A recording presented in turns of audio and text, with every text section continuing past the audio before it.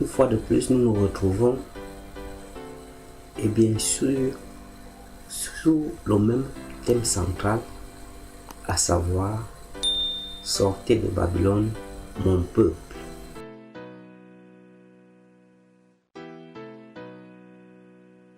Nous continuons. Pour proférer des blasphèmes contre Dieu, pour blasphémer son nom.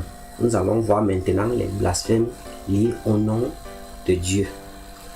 Il est écrit: et il lui fut donné une bouche qui proférait des paroles arrogantes et des blasphèmes, et il lui fut donné le pouvoir d'agir pendant 42 mois. Et elle ouvrit sa bouche pour proférer des blasphèmes contre Dieu, pour blasphémer son nom et son tabernacle et ceux qui habitent dans le ciel. Apocalypse 13, versets 5 à 6. Il est écrit: au-dessus de toute domination, de toute autorité, de toute puissance, de toute dignité et de tout nom qui se peut nommer, non seulement dans le siècle présent, mais encore dans le siècle à venir. Il a tout mis sous ses pieds. Il l'a donné pour chef suprême à l'Église. Éphésiens 1, verset 20 à 22. L'un des aspects qui désigne les blasphèmes contre Dieu est le fait que cette institution, sachant que Dieu a tout mis sous les pieds de Jésus, a donné un titre à sa souveraineté administrative, à savoir chef suprême de l'Église, que le Tout-Puissant a donné à Jésus. Et même sachant qu'en ce qui concerne la responsabilité spirituelle, Dieu ne permet pas qu'un humain soit appelé Père. Vous pouvez le voir dans Matthieu chapitre 23, verset 9. Elle le fait et permet même certains des leaders de son corps sacerdotal portent l'appellation de Monseigneur. Donc ici nous commençons à voir les blasphèmes ou les attaques contre le nom de Dieu. Et le Dieu qui est attaqué ici, c'est bel et bien Jésus-Christ. Dieu a donné un titre exclusif à Jésus, à savoir, il est chef suprême de l'Église. Et cette institution, depuis le moment où elle a reçu l'autorité par Constantin, a commencé à élever son administrateur par excellence au rang et au même titre que Jésus, et que nous trouvons aujourd'hui ce leader être considéré comme étant le chef suprême de l'Église. Et il ne se limite pas seulement à son leader par excellence, mais à ses substituts en autorité, à ses représentants dans toutes les contrées de sa zone d'action.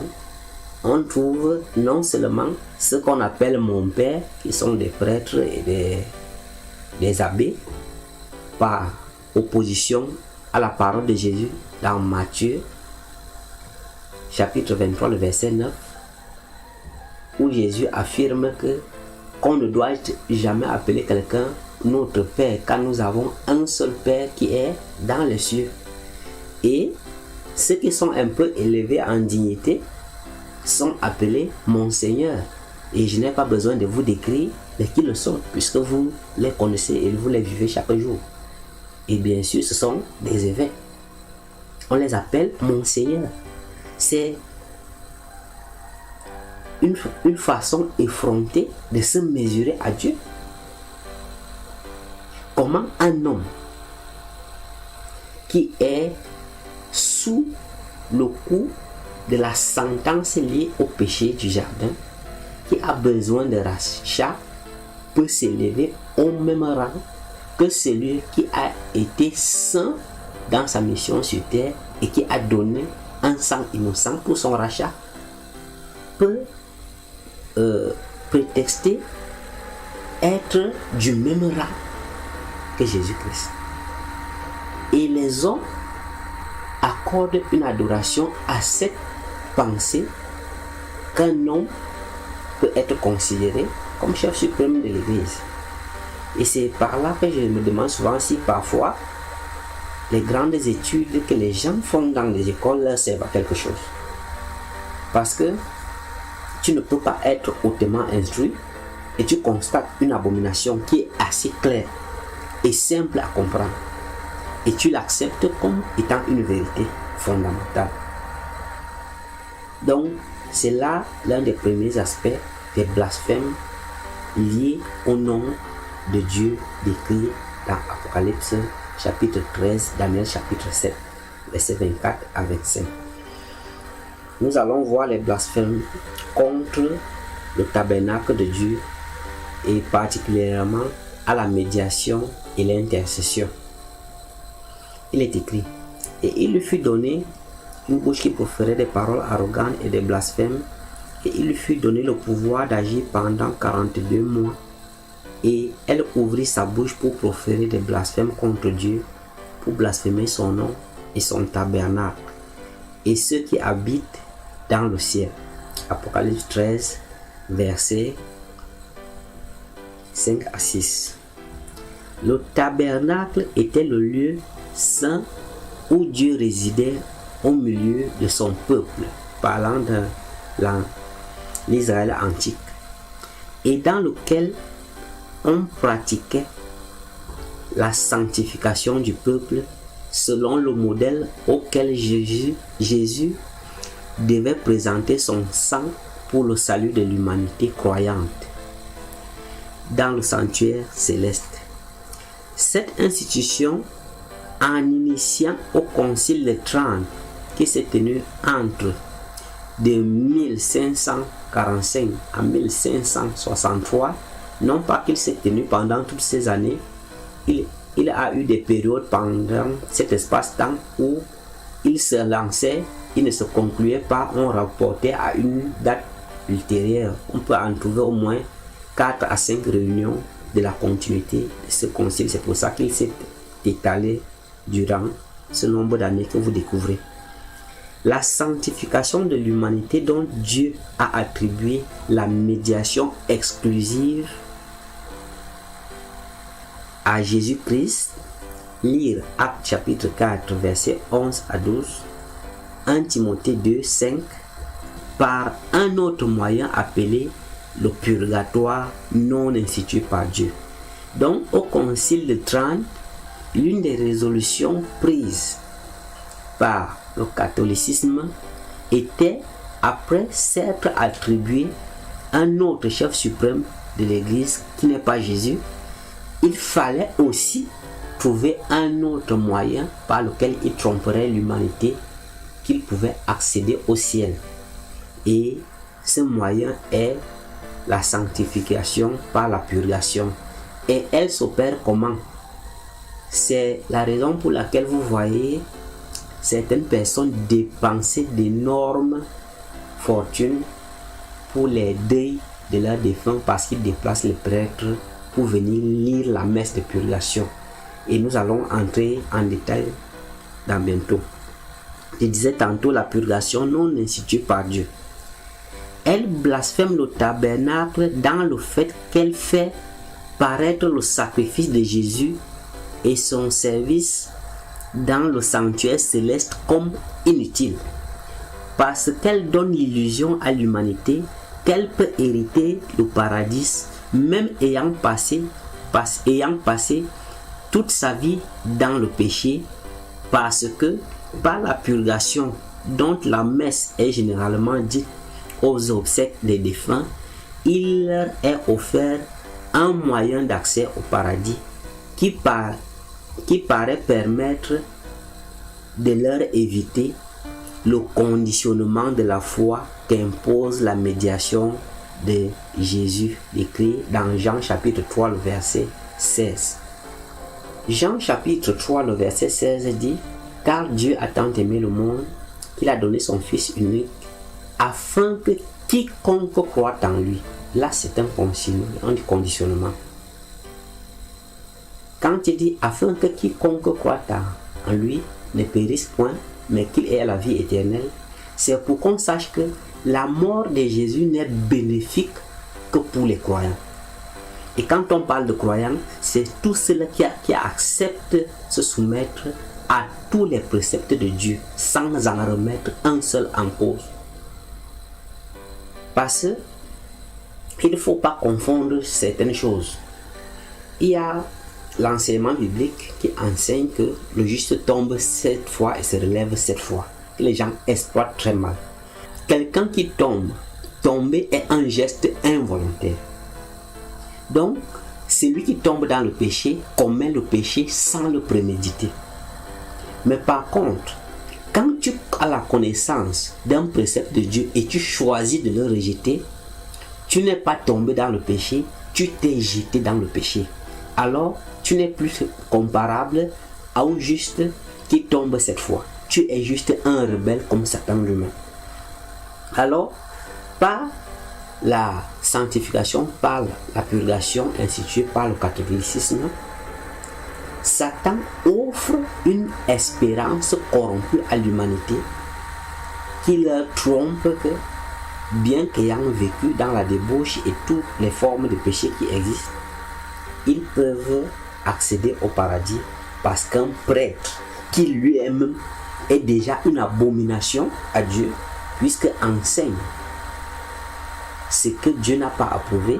Et la parole de Dieu nous enseigne que ceux qui ferment la porte du paradis aux enfants de Dieu, aux créatures de Dieu, eux-mêmes n'y entreront pas. Donc, lui-même est déjà abominable au règne de Dieu et n'a pas de place au ciel. Et il vient lire une messe qui n'est pas une institution de Dieu pour prétendre pouvoir faire passer quelqu'un du feu de purgation. On ne sait même pas où ce feu de purgation existe, puisqu'il n'est pas décrit dans la Bible, ni dans aucune révélation quelconque que Dieu ait donnée pour accéder au paradis. Mais c'est du grand n'importe quoi. Donc, il est très important de savoir que quand on croit à cette purgation, on dit que Jésus-Christ est venu sur terre pour rien. Parce que Jésus s'est sacrifié, parce que Dieu est fidèle à ses préceptes et à cause du jugement que Dieu a énoncé dans Genèse chapitre 2 en donnant la première loi à Adam: le jour où tu mangeras, tu mourras. Quand Adam a transgressé ce commandement, la mort pesait déjà sur l'humanité, puisque Adam est l'ancêtre et le père de toute l'humanité. Alors, pour sauver l'humanité, Jésus a dû subir la sentence qui pesait sur l'humanité pour que ceux qui croient en lui, c'est-à-dire acceptent de revenir à de nobles sentiments, à une meilleure soumission à leur Créateur, puissent hériter la vie. Mais maintenant, des gens choisissent de vivre en opposition, en rébellion à la volonté du Créateur et espèrent par un moyen corrompu de sanctification arriver au paradis. Mais si ce n'est pas de la stupidité, qu'est-ce que c'est? Il faut juste écouter pour comprendre que cela n'a pas de place dans le monde. Et comme nous avons vu au départ que cette institution est sous les ordres et a reçu son pouvoir de Satan, nous devons comprendre que tout ce qu'elle institue par opposition à la volonté de Dieu a pour but de nous écarter du plan de salut de Dieu et par conséquent de nous éloigner de la vie éternelle promise en Jésus-Christ. Blasphémer son nom, nous allons voir le cadre de l'idolâtrie. Il est écrit: vous ne ferez point des dieux d'argent et des dieux d'or pour me les associer. Vous ne vous en ferez point. Exode chapitre 20, verset 23. Il est écrit: voici notre Dieu que nous servons peut nous délivrer de la fournaise ardente et il nous délivrera de ta main, ô roi. Sinon, sache, ô roi, que nous ne servirons pas tes dieux et que nous n'adorerons pas la statue d'or que tu as élevée. Daniel chapitre 3, versets 17 à 18. Bien que connaissant que Dieu est formellement interdit que son peuple se fasse des idoles pour les lui associer, et même qu'il, parlant de Dieu, en a fait un commandement au sein des 10 que l'on retrouve dans Exode chapitre 20, versets 4 à 6. Cette institution se permet non seulement d'enseigner aux humains de prier devant, mais aussi de les introduire dans le temple bâti en l'honneur de Dieu et le placer dans le lieu saint où était placé le tabernacle, lieu de la manifestation de la présence de Dieu au milieu de son peuple, que nous trouvons décrit dans Exode chapitre 40 verset 34. Mais aussi va jusqu'à canoniser les apôtres de Christ et les anciens souverains suprêmes de cette institution rebelle. Qu'est-ce que j'entends par là? Puisque vous comprenez déjà ici qu'il s'agit du catholicisme, le blasphème contre le nom de Dieu par le moyen de l'idolâtrie ici est de la façon la plus visible que cette institution a faite. C'est que quand vous lisez Exode 40, là où était placée l'arche de l'alliance dans le lieu très saint, était le lieu où la nuée descendait et Dieu venait communiquer avec Moïse. Et là, on ne retrouvait rien d'impur. Mais maintenant, puisque les temples sont faits selon le modèle donné à Moïse, le lieu après la place où le peuple s'assied dans la chapelle est le lieu saint. Et ce que l'on appelle la sacristie, où les évêques, les prédicateurs doivent sortir, est le lieu très saint. Dans ces deux endroits, le peuple n'y avait pas accès et on n'amenait pas n'importe quoi. Mais maintenant, nous trouvons, tel que vous voyez sur les images, des statues érigées en l'honneur de Marie et des différents apôtres qui ont existé et même des différents papes qui ont existé, placés dans les lieux saints, où des gens viennent se prosterner, tel que vous voyez sur cette image, où le pape lui-même est agenouillé devant la statuette de Marie, devant une foule qui est dans l'admiration, en ignorant que Dieu est strict dans ses préceptes. Donc, cette facette de l'idolâtrie est aussi une facette où cette institution amène l'humanité dans l'abomination, la révolte assez solennelle contre les préceptes de Dieu. Nous continuons. Le blasphème de son tabernacle par la rémission des péchés.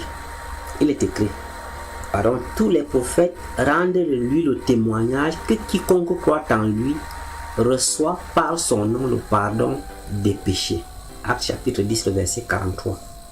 Il est écrit, il nous convenait en effet d'avoir un souverain sacrificateur comme lui, saint, innocent, sans tache, séparé des pécheurs et plus élevé que les cieux, qui n'a pas besoin, comme les souverains sacrificateurs, d'offrir chaque jour des sacrifices, d'abord pour ses propres péchés, ensuite pour ceux du peuple.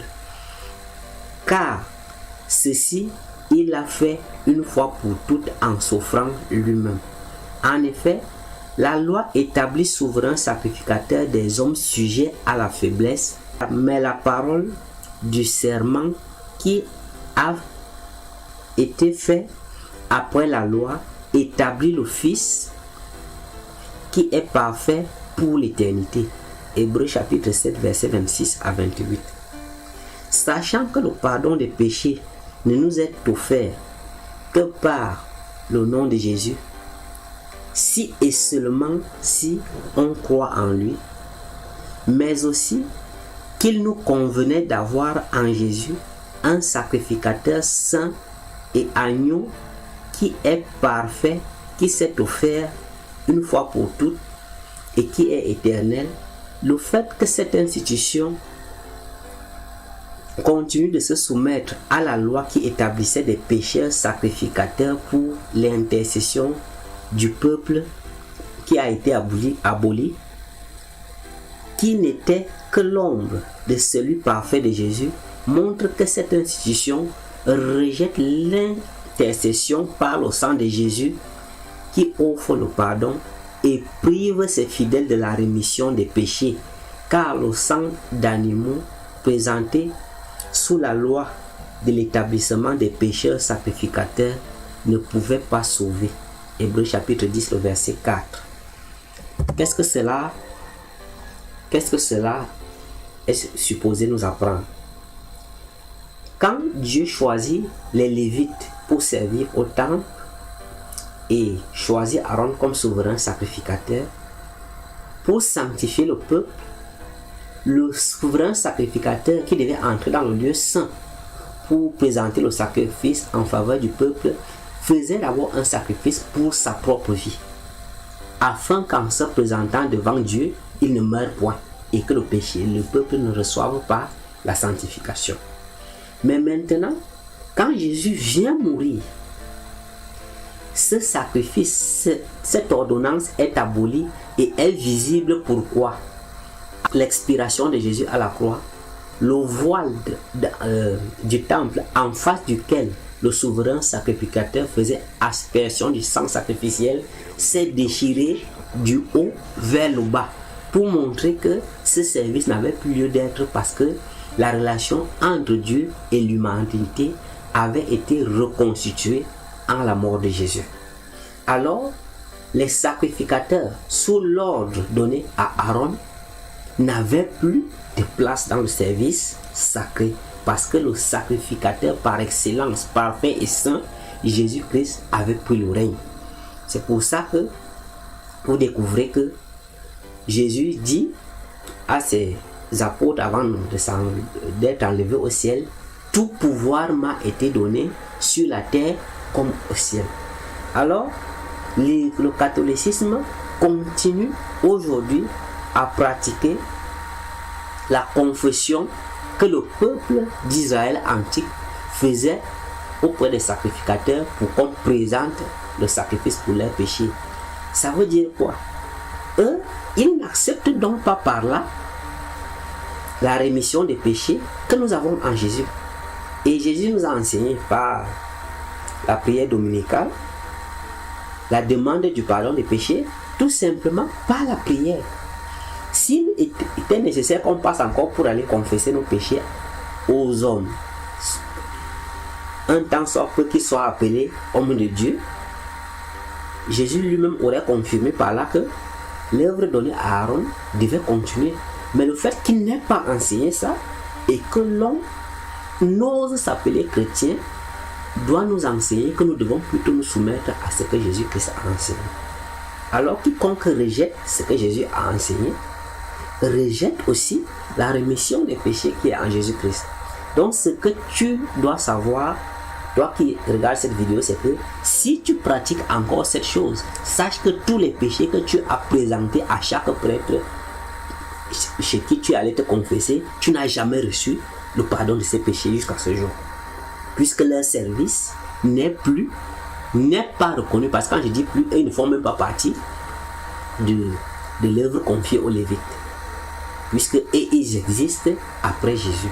Le christianisme naît après Jésus. Donc, il est très important que nous comprenions que chaque prêtre, peu importe qu'il soit honoré au sein du peuple, qui pratique ces choses, est cela que la parole de Dieu a appelé plus petit.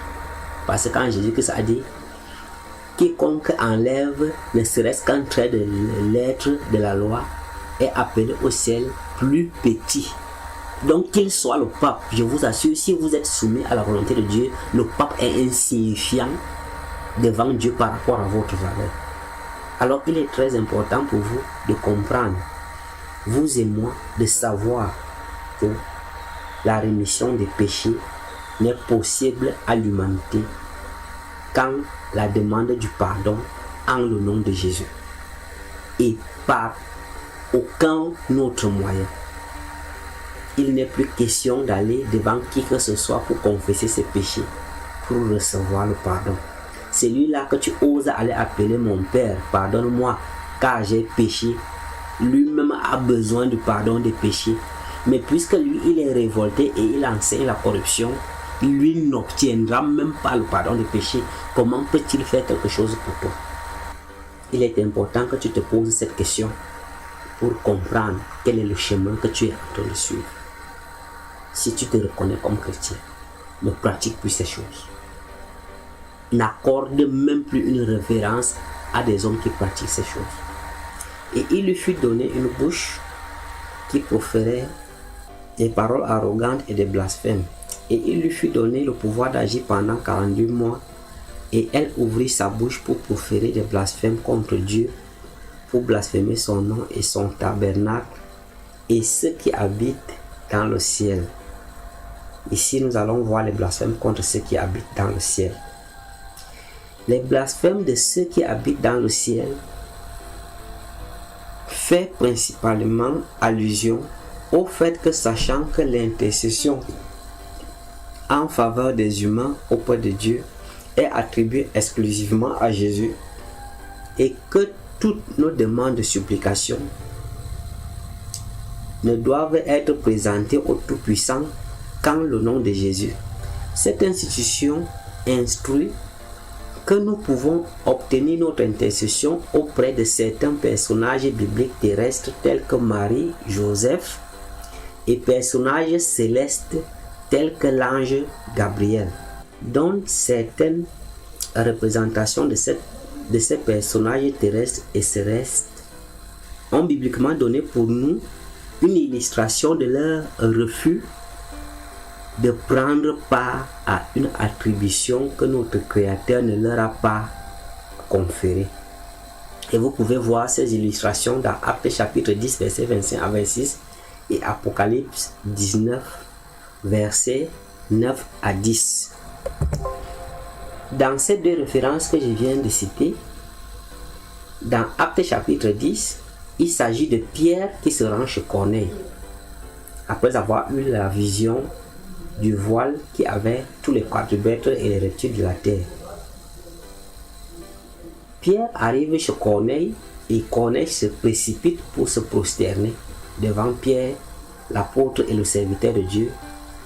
Et Pierre refuse que Corneille se prosterne devant lui et affirme qu'il n'est qu'un homme comme lui. Et dans Apocalypse chapitre 19, verset 9 à 10, Jean, dans ses visions, est face à un ange et il veut se prosterner pour l'adorer. L'ange lui dit: abstiens-toi de le faire, car je suis ton compagnon de service. Et quand vous voyez l'Église catholique permettre que les hommes se prosternent devant non seulement des statues, mais devant des êtres vivants qui respirent. Parce que vous allez voir quelqu'un se présenter devant un évêque, il met son genou au sol. Quand le pape arrive dans un pays, vous pouvez fouiller des vidéos, vous allez voir des gens qui marchent à genoux pour aller vers un pape. C'est quelque chose qui fait mal à voir. Parce que les gens sont tellement ignorants de la parole de Dieu au point de se soumettre aux bêtises que des hommes insensés leur instruisent. Excusez l'expression, mais elle est nécessaire afin qu'ils perdent l'excellente grâce que Dieu nous a donnée par Jésus-Christ. Il est très important que nous sachions ces choses. Et c'est pour ça que vous voyez dans toutes les vidéos, je vous invite largement à partager ces enseignements. Parce que le nombre, le pourcentage dans lequel vous allez voir l'humanité plongée dans ces abominations est troublant. Et quand nous allons voir même la deuxième partie d'Apocalypse 13, il est possible que vous vous retrouviez en larmes, comme quelquefois je me suis souvent retrouvé. À voir mon entourage, à voir ma famille plongée dans des abominations qui les conduisent à la mort. Ils ne s'en rendent même pas compte. Et quand vous essayez de les aborder dans ce sens, ils créent des boucliers comme s'ils défendaient quelque chose de précieux. Or, ils dépensent de leur énergie et de leurs biens pour s'acquérir la mort. Et ça, sans s'en rendre compte que la mort qu'ils achètent n'est pas comme la mort que nous vivons chaque jour. Puisque la mort sous l'effet de la colère de Dieu versée sans mélange est terrible. est quelque chose qu'il ne faudrait même pas imaginer. Et quand nous allons y arriver, vous allez voir le pourquoi.